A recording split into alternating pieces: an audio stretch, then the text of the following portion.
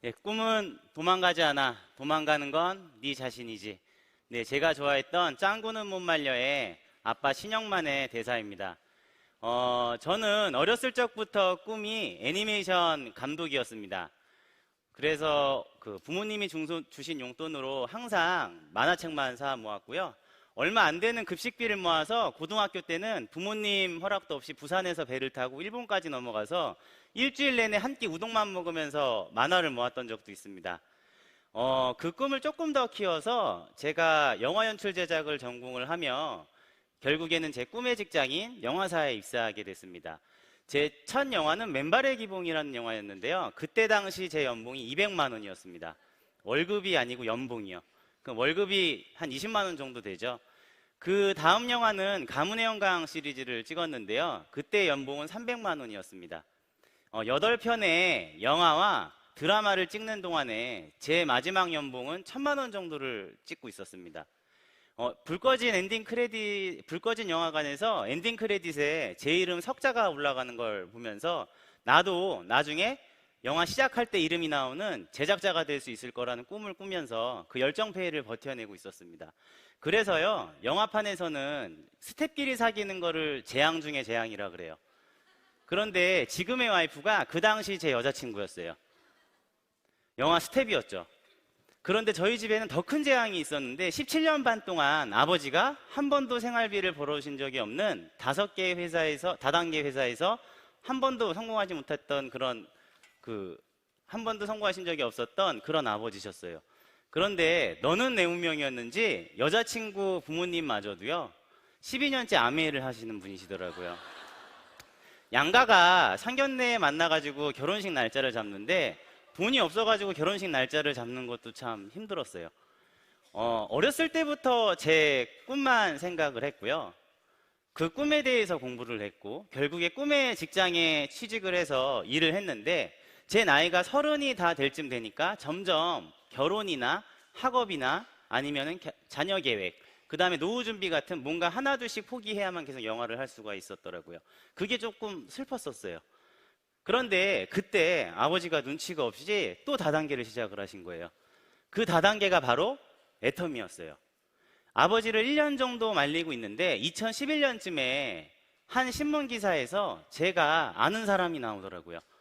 저보다 3살 정도 많은 영화 시나리오 작가였거든요. 그런데 그 친구가 굶어 죽은 채 발견이 된 거예요. 아픈데 제대로 먹지를 못해가지고 이웃집에 저 메모를 붙여놓고 그 다음날 굶어 죽은 채 발견이 됐대요. 저는 그때까지 몰랐는데 제가 있었던 영화사가 엄청나게 소득이 불공평한 구조였었더라고요. 스태프들은 같은 영화를 찍어도 굶어 죽고 제작자와 스타들은 수천 수백억씩을 벌어간다는 그 뉴스에 슬픔도 잠시, 다음은 내 차례인 것 같은 거예요. 그래서요, 아무런 확신도 없이 저는 아버지가 하는 애터미를 따라하게 됐습니다. 애터미가 성장을 하니까 제 수당도 올라갔어요. 한 월 500쯤 됐을 때 드디어 아까 그 지방과 결혼을 하게 됩니다. 결혼을 해서요, 첫 인사를 드리러 갔어요. 추석 때. 저희 장인어른 댁은요 5남매세요. 그런데 그 5남매 부부가 10명이서 전부 다 아메이 하고 계시더라고요. 인사를 드리는데요, 제가 인사를 드리러 간 건지 타사의 공격을 받으러 간 건지 헷갈리는 거예요. 제가 하도 공격을 당해가지고요, 대들었어요. 장인어른 그럼 한 달에 얼마 정도 버세요? 그랬더니 아무렇지도 않은 식의 나 한 달은 아니고 2달에 20만 원 벌어 그러시는 거예요. 그래서 제가 그러면은 저는 애터미에서 한 1년 정도 만에 한 200 정도를 벌었는데 애터미 알아보시는 게 더 낫지 않을까요? 그랬더니 장인어른께서 이러시는 거예요. 나 애터미가 더 제품 좋은 거 알아. 사위, 나 니네 회사 보상 플랜이 더 쉬운 거 알아. 근데 나 애터미 안 해 하면서 지금 저 전문지를 저한테 보여주시기 시작했습니다. 전문지의 내용은 뭐였었냐면요, 한국 토종 네트워크 마케팅 회사는 장수하는 게 아니라 단명하는데 고작 수명이 2년밖에 안 된대요. 그런데요, 그 기사가 내용이 아주 간단했어요. 첫 번째, 좋지 않은 품질을 비싸게 판다. 두 번째, 그 사실을 제대로 인지하고 있는 CEO가 없다라는 거예요. 그래서 애터미를 하실 수 없다 그러시더라고요. 그래서 제가 뭐라 그랬냐면 저희 애터미도 아메이처럼 50년 동안 좋은 제품 싸게 팔면서 보상 플랜 안 바꿀 수 있는 착한 다단계입니다 그랬더니 장인어른께서 야 그럼 50년 뒤에 와라 그러시더라고요. 내가 그때 가입이라도 해줄게 그러시는 거예요. 너무 열받아서 장인어른 댁에서 안 자고 그냥 왔어요.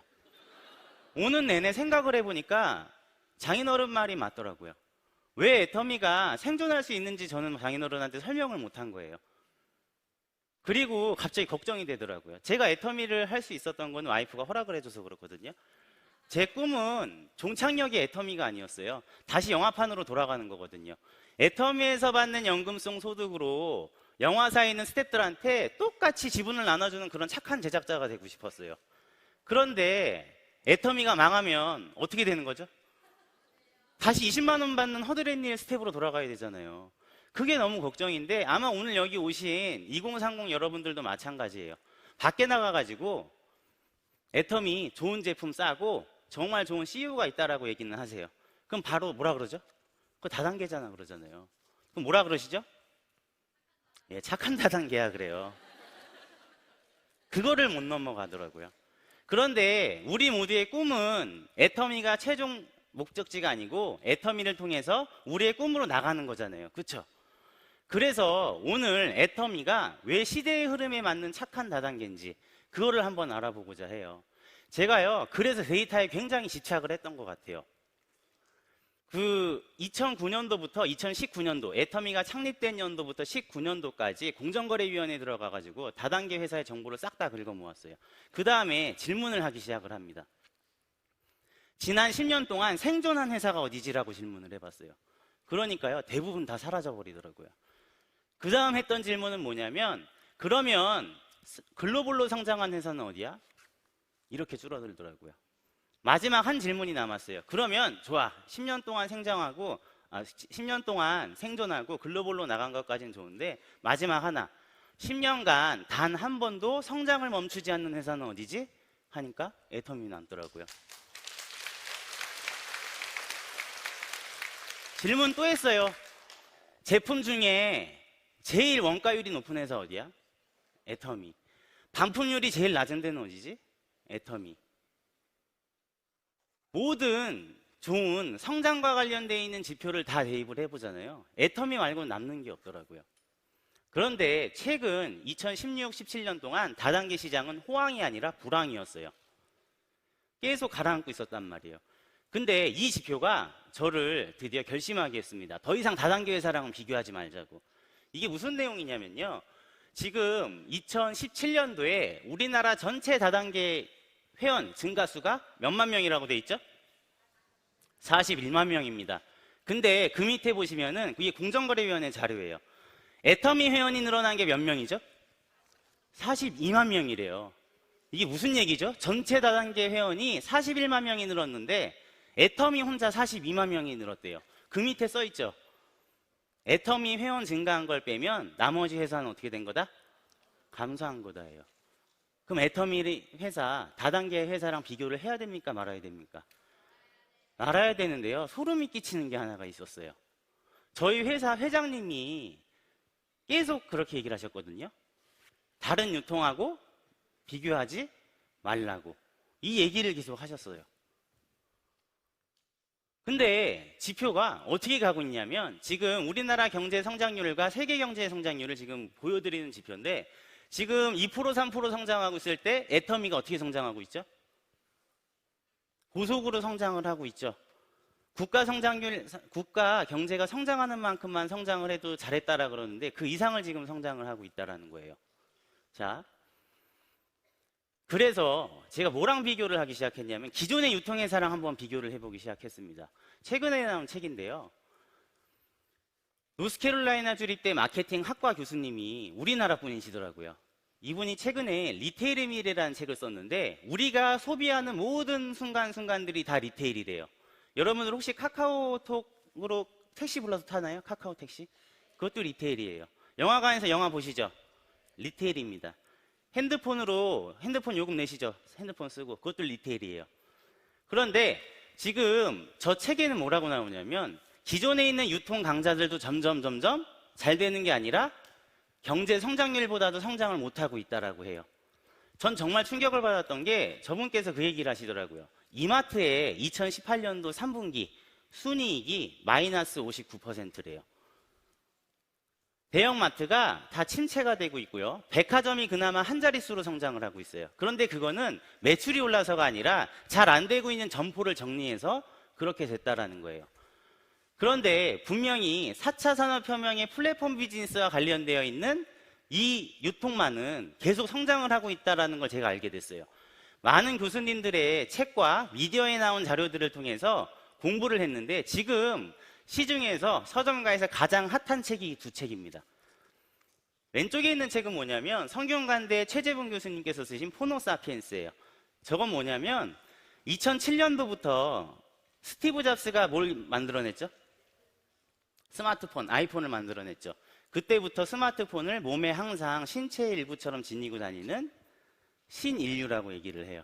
근데 이 사람들이 나타나면서부터 무슨 변화가 일어나기 시작을 했냐면 사람들이 이제 더 이상 대중미디어나 대기업의 자본에 휘둘리지를 않는다는 거예요. 우리 제품 살 때 미디어에서 광고하는 거 사세요? 검색해서 사세요? 검색해서 내가 사고 싶은 때에 사고 싶은 곳에서 제일 싼 데서 사시죠. 모든 권력이 소비자한테 넘어오면서 기존의 유통이 힘들어지기 시작했다는 거예요. 오른쪽에 있는 온라인 쇼핑의 종말이라는 책은 뭐라고 얘기를 하냐면 그래서 100이면 100 다양한 소비자들이 똑같은 선택을 하는 게 아니라 어떤 선택을 한다? 다른 선택을 한다는 거예요. 그래서 저기에 대응을 못하는 회사들은 침체가 되는 거고 대응을 하는 회사들은 지표가 어떻게 난다고요? 애터미처럼 고속으로 성장한다는 겁니다. 그래서요 제가 뭐에 대해서 알아봤냐면 그럼 어떤 회사가 제일 유명한데 모든 책이 유통에 관련되어 있는 책은 이 한 회사를 가리킵니다. 어디죠? 아마존입니다. 근데 아마존이 어떤 회사인지 잘 모르시더라고요. 백과사전에 여러분 지식백과사전에 아마존을 찾으면 끝에 항상 뭐라고 붙냐면요 유통업체들의 저승사자라고 표현을 해요. 유통업체의 저승사자. 자, 작년만 하더라도 이렇게 수많은 업체들이 폐업을 했는데요. 125년 전통의 시어스 백화점이 결국에 파산했어요. 아마존 때문에. 제가 항상 애기 장난감을 사러 갈 때 토이저러스 가거든요.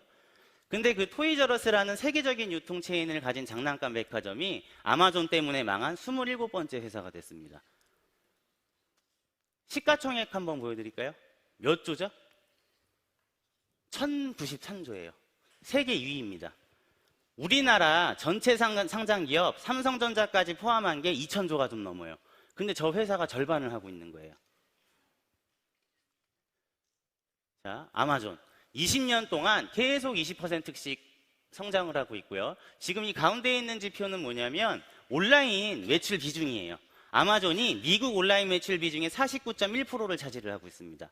2위 이베이 하고요. 월마트, 코스트코 2위부터 10위까지 다 더해도 아마존한테 게임이 될까요? 안 될까요? 안 되고 있다는 얘기예요. 자, 제가 아마존이 그 어마어마한 돈으로 뭘 하고 있는지를 좀 보여드릴게요.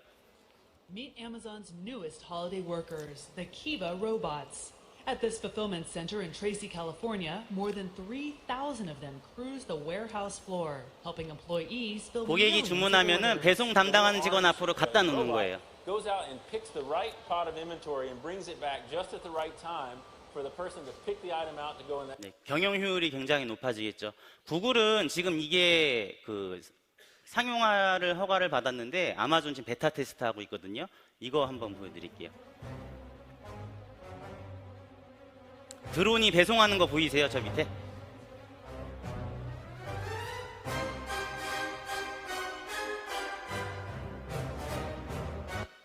네, 영국에서요 시험 베타 테스트를 했거든요.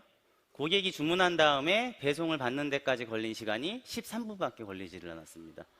이게 이제 상용화가 구글은 허락을 아까 오셔서 강의하셨죠. 구글은 허가를 받은 상황이에요. 아마존은 계속 수익을 낸 거를 기술에 투자하고 있는 회사입니다. 지금 보시면 아마존고 같은 경우는 뭐 하는 데냐면 무인 편의점이에요. 물건 집어갖고 나오면 자동으로 스마트폰에 영수증하고 결제 내역이 뜨게 돼 있습니다. 자, 이런 어마어마한 아마존하고 싸워서 이길 수가 없을 것 같은